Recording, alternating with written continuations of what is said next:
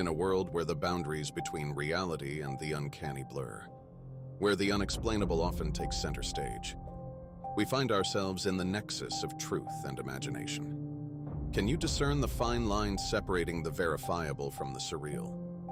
To decode the two case files that lie before us, one must unravel the tapestry of their own experiences and embrace the inexplicable that challenges our understanding.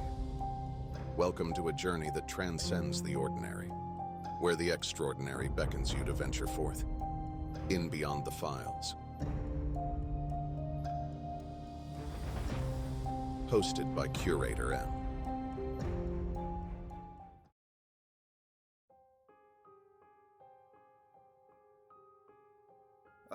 Hello again. Back for more case files from beyond. But, for traditional sake, and to give you a taste of the theme of tonight's stories, take this line drawing of a person, an ordinary man who seems friendly and honest. But is he? The answer is written across his face. What appears to be a face, stern and unwieldy, harbors a sinister puzzle. But the mystery deepens when we view this drawing from a different perspective. Those eyes, once piercing, now form a chilling word, etched into the very essence of this illusion. Liar. Tonight, your task. Two case files, both have one thing in common.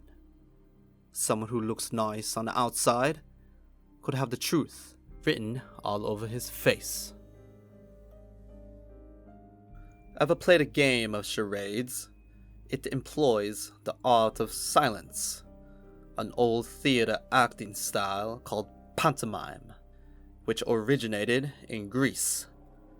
Its performance can be astonishing, creating illusions of pushing and pulling objects, all without the use of your voice, and capturing the smallest details of emotions on the face. Our first case file revolves around a middle-aged man named Samuel, who immerses himself in the art of pantomime. He owns his own theater and performs in a small town close to the city.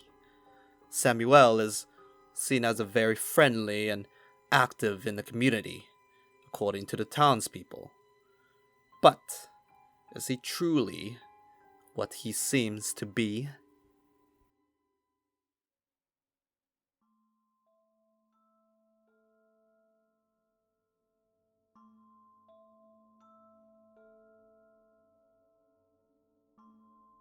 Once upon a time in a small town, there lived a man named Samuel. He was a well-known mime who performed on the streets, bringing joy and entertainment to the locals. But behind his painted smile, there lurked a darkness that no one could have imagined. Samuel's performances were captivating and his talent for miming was unmatched. He would often dress in colorful costumes, capturing the attention of random people with his exaggerated movements and silent gestures. The townspeople adored him, praising his skill and dedication to his craft. However, as Samuel's popularity grew, so did his sinister desires. Samuel had a hidden appetite for darkness. He couldn't resist the allure of causing pain and suffering, finding pleasure in the fear he could instill in others. Underneath his mime persona, Samuel carefully planned his heinous acts. He would lure unsuspecting victims, usually young men who admired his performances, with promises of private shows or lessons in pantomime. They would meet him in secluded locations and sometimes at the theater, unaware of the horrors that awaited them. As time went on, Samuel's insatiable hunger for violence and control grew stronger. He became bolder, targeting more young victims. The town descended into chaos, gripped by terror and paranoia. One by one, Samuel's victims disappeared, all 33 of them over the course of the years, and their families were left distraught and desperate for answers. The town became consumed by fear, wondering who could be behind these horrifying crimes. Samuel, the charming and talented mime, managed to evade suspicion by hiding in plain sight. The town's police force struggled to make progress in their investigation. Samuel was meticulous in his methods. leaving no trace of his victims behind by disposing of their bodies underneath his theater. He reveled in the power he held over the town, knowing that his true nature remained hidden beneath his painted face. One fateful night, as Samuel was preparing for yet another performance, he made a grave mistake. He let his guard down, allowing his true nature to be witnessed by a young girl named Emily, who had always been fascinated by his mime shows. Emily, just 15 years old, had been watching from a distance, her curiosity leading her to discover the dark secret beneath Samuel's facade. Terrified yet determined, Emily gathered her courage and decided to expose Samuel's true identity. Emily's older brother, John, was one of the victims who went missing. On the night he disappeared, he got off work at a costume and makeup store. His manager said that there was someone waiting outside for him who promised a summer workshop program in pantomime at the nearby theater, and John wanted information. The manager didn't catch a glimpse of the guy outside as John was leaving. Emily took her findings and the information of the manager to the police, who were initially skeptical. But Emily's determination, the evidence she presented, and her desire to find justice for her older brother eventually convinced them. The police realized that only one person in town owned the theater, and only one person in town who did pantomime. The police launched an intensive manhunt for Samuel, the murderous mime. They obtained a search warrant and rushed to the theater with sirens blazing, determined to bring him to justice. Samuel, aware of the hunt closing in on him, became desperate, his performances feeding on these young victims, taking on a more frenzied and deranged quality. When they arrived at the theater, they busted down the front entrance. Samuel, who owns and lives there, was belligerently drunk and was angry but at the same time nervous. They searched the whole theater for anything out of the ordinary. When one of the cops walked across the stage, he heard his footsteps were hollow. Samuel became very nervous and had never seen a mime so shaky. The cops noticed that there was another floor underneath the stage used for theater performances. As they headed down to the ground floor, there was a rotten stench. They dug up the floor and found bones, which later ended up revealing it's a skeleton. Not only did they find one skeleton, but 33 of them all under the stage. The same number of young victims went missing. When they arrested Samuel, he confessed. The townspeople, relieved and horrified by the truth, watched as their beloved mime was unmasked as a monster. Samuel's trial was swift, and he was sentenced to death by lethal injection, his painted smile forever etched in the minds of those he had terrorized. Before he died that same day, they interviewed him and asked him why he did it. Why did you do it? Kill 33 of those young victims. I was afraid they were going to expose me, so I got rid of them. They're just wasted bodies anyway. No, Yes, shut the fuck yes, up. What you did yes. was wrong. But you want to know something? I can recall that more than once I wanted to pray. Not pray for me, but pray for them.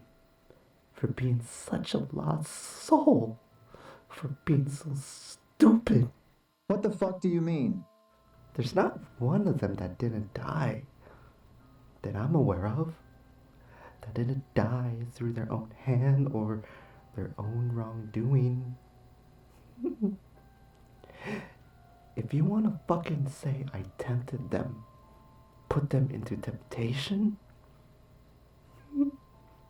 yes.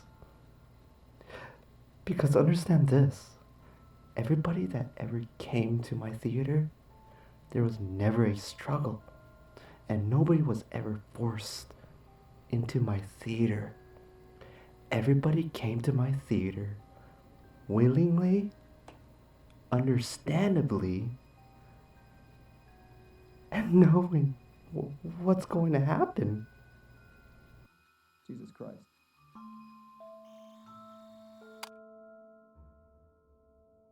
The town slowly began to heal. Scarred by the memory of Samuel the Mime, the theater and streets that once echoed with laughter and applause remained haunted, a reminder of the darkness that can lurk behind the most innocent of facades.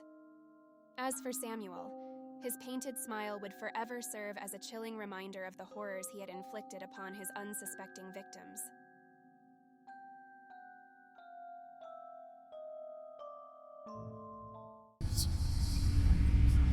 Funny, friendly, in some cases, dangerous. Could childhood trauma or mental illness morph this harmless profession into a killer's playground? Could he be somehow possessed by a demon? Does this story leave you speechless, or am I giving you the silent treatment? Here's a sneak peek at one of the case files for the next episode. Dive bomb into the chilling question. Is it merely a voice in your head, or something far more sinister leading you through the unfathomable depths of the unknown, on Beyond the Files? In the world of doorbells, they've come a long way from just a simple chime. They used to grab your attention when someone came knocking, but now they've evolved into a high-tech guardians watching over our homes with unblinking eyes and voices. Meet Lisa, a regular woman seeking solace in the face of rising fear. Her neighborhood is plagued by burglaries, so she installs a cutting-edge doorbell system for peace of mind. Little does she know, the tranquility she craved will soon give way to unimaginable terror. In this chilling case file, witness the sinister force that lurks beyond the comfort of your own phone screen. Brace yourself, for when the doorbell rings, terror might be waiting on the other side.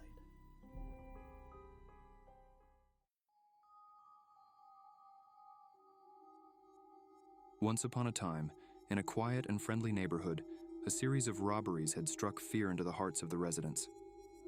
One woman by the name of Lisa found herself living alone while her husband was away on a business trip. Fearful of being targeted by the burglars, she decided to take matters into her own hands and installed a high-tech doorbell on her front door. The doorbell has a built-in security camera which allowed her to see in real time who was outside and communicate with them through the built-in speaker. It also notifies her on her cell phone when there is somebody at her front door. It provided her with a sense of security during these dark times. One fateful night, as the clock struck around 2 a.m., Lisa was asleep in her room with her lights turned on to ward off any potential danger.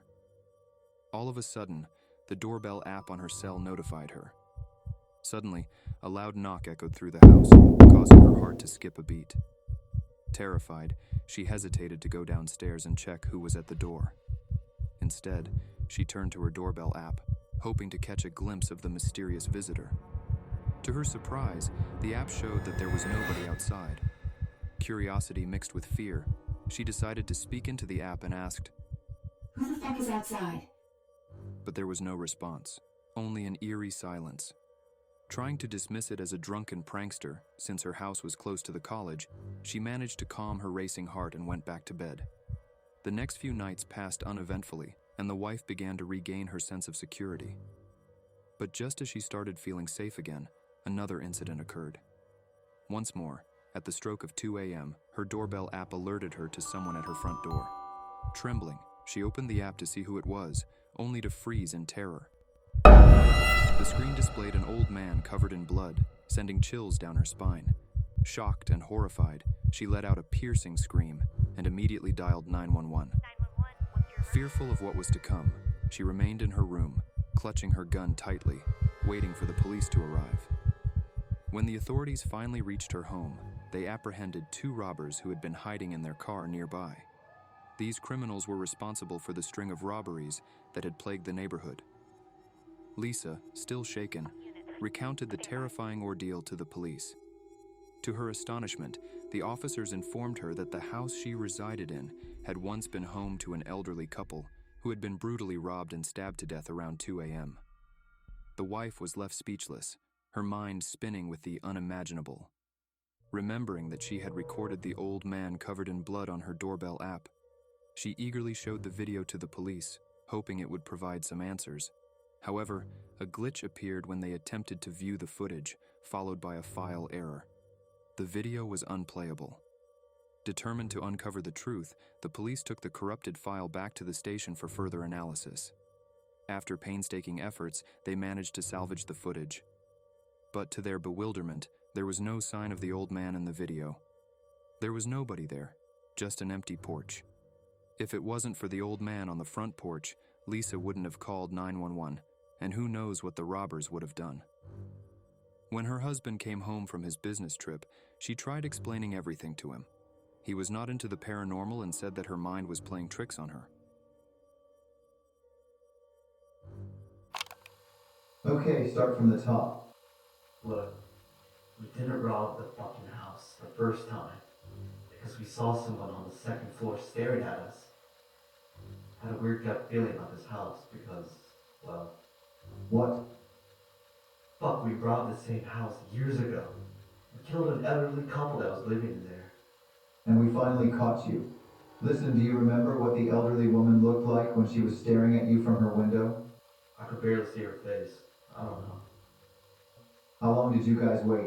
Fuck do I know, maybe 15 minutes? We waited till the lights were out, but no. An old lady was still looking outside her window. Look, Then what happened? so we heard a voice from the house's doorbell saying, "Who the fuck is outside?" When we heard it, my partner and I agreed to try another night. Plus, we didn't want to stick around long enough in case the old lady called the cops. Just so you know, there is only a woman and her husband that lives there currently. What the fuck? And who the fuck was that on the second?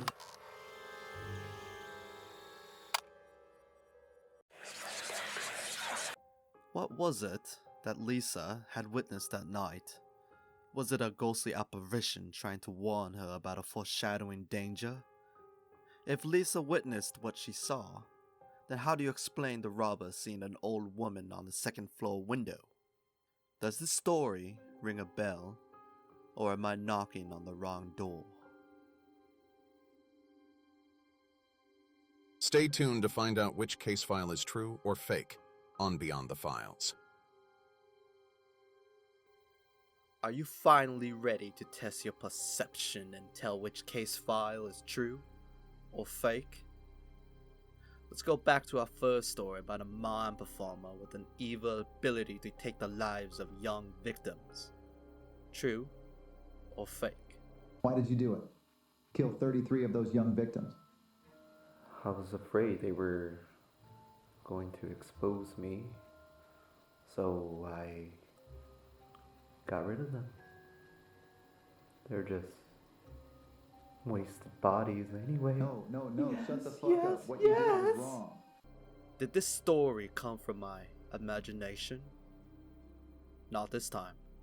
This case file is inspired by a true story.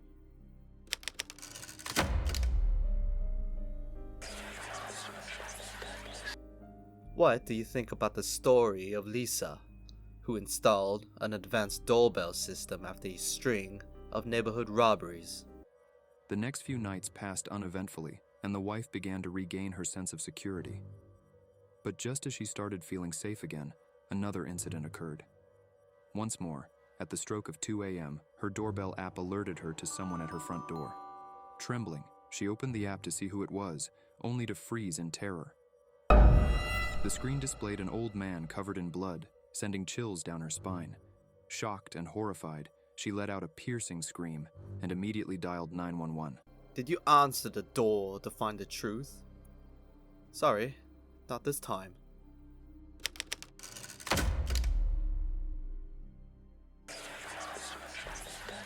Were you able to separate what was true and fake? Tonight's case file stories were meant to test your perception. As we conclude another journey through the unknown realm, have you successfully navigated the intricate web of truth and fiction in our case files? Can you embrace the notion that some mysteries transcend the boundaries of logic, residing in the elusive realm we call Beyond the Files? I'm your host, Curator M. For more case file stories and episodes, don't forget to like, subscribe, and share. There's always more to explore. More to uncover and more to challenge our understanding of reality. Join us next time as we venture deeper into Beyond the Files.